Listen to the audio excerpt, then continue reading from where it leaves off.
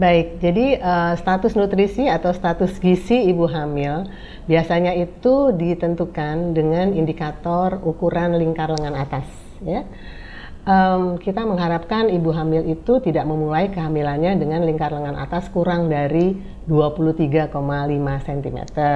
Karena itu menandakan ibu hamil tersebut mengalami kurang energi kronis atau KEK, ya.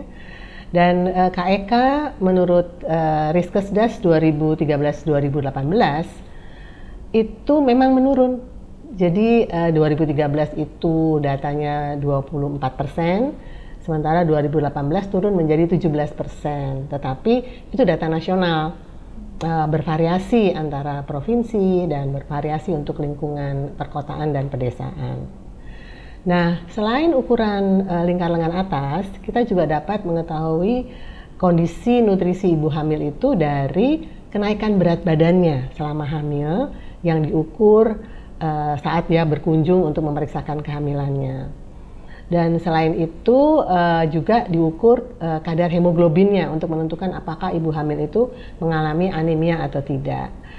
Untuk kenaikan berat badan itu ditentukan dari kalau ibu hamil itu dari awal mempunyai status gizi yang normal, yaitu indeks massa tubuhnya antara 18,5 sampai 29,9, diharapkan kenaikan berat badan selama hamil itu antara 9 sampai 12 kg. Sementara untuk hemoglobin itu kita mengharapkan tidak kurang dari 11,5 gram per desiliter untuk mencegah terjadinya kurang sel darah merah atau anemia. Kondisi anemia pada ibu hamil ini sangat memprihatinkan. Kalau KEK itu tadi turun ya datanya, tetapi dari data Riskesdas 2013-2018 justru untuk status anemia ibu hamil itu meningkat. Yang awalnya itu sekitar 37%, kemudian bisa naik 2018 sampai sekitar 49%. Dan yang menyedihkan adalah pada usia ibu hamil muda sekitar 15 sampai 24 tahun itu status kadar proporsi anemianya itu meningkat sampai hampir 80-an%, ya.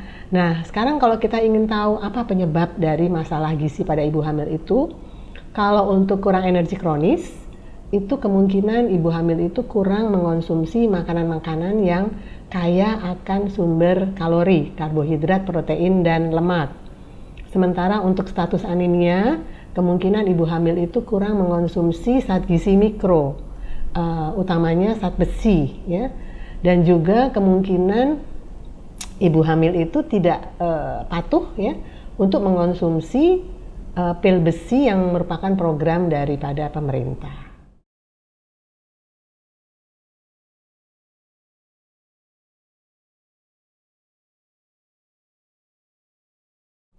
Ya, jadi waktu masa prekonsepsi kita bisa melihat seorang ibu hamil itu siap untuk hamil adalah dengan ukuran lingkar lengan atas tadi yang tidak boleh kurang dari 23,5 cm ya.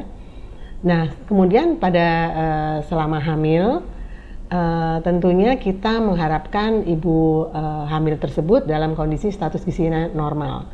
Bila terjadi masalah gizi selama masa prakonsepsi dan masa hamil, maka dikhawatirkan akan berdampak pada kualitas kehamilan dan kualitas luaran kehamilannya.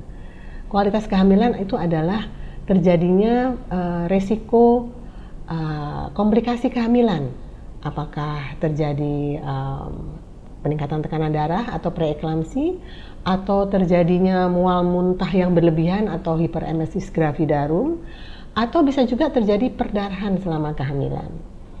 Dan komplikasi atau dampak terhadap luaran kehamilan adalah terhadap bayi yang akan dilahirkan. Bisa terjadi keguguran, bisa terjadi lahir mati, bisa terjadi bayi lahir tidak cukup bulan atau prematuritas, dan bisa juga lahir bayi dengan berat lahir rendah ya. Jadi ini semua tentunya akan menyulitkan dalam perawatan selanjutnya kalau terjadi hal-hal seperti itu ya. Nah, Hal lain yang juga perlu dipikirkan adalah dampak jangka panjang. Dampak jangka panjang setelah bayi ini lahir dari ibu yang mengalami masalah nutrisi selama prakonsepsi dan selama kehamilan, itu adalah meningkatnya resiko terjadinya penyakit tidak menular saat bayi ini nanti di usia dewasanya. Bisa terjadi peningkatan risiko tekanan darah tinggi atau hipertensi, kemudian penyakit jantung dan pembuluh darah, penyakit diabetes ataupun penyakit kanker.